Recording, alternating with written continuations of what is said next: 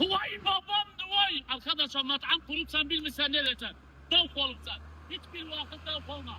Madem benim annem Yunus burada mevcut ise İmam Kasım Caddesi'nde arabana, kazan, makine, bıçak, iğneden tireye kadar senin için teçhiz eder mat'amı. Fikrin kalmasın. Biz videodan çıkma, tekmiyeyle videonu bak benimkilerce bir arabana yapıptı. Hizmet ederim. Ha onun yanında Kamil Irak tavsili vardı. Abim Aziz arkadaşlarımız, bugün bahçelerini kamil yapmışız. Vay babam için, kitaplar olsun, koyunlar işledim sağ olsun. Maşallah. 4 sahibe de var içinde. Bu da zalata yeriydi kamil. Bu taraftan zalata yer etmişiz o için. Bak başına. Kamil marmar, altuni, şahsi kamil buri, altın tayı var altında.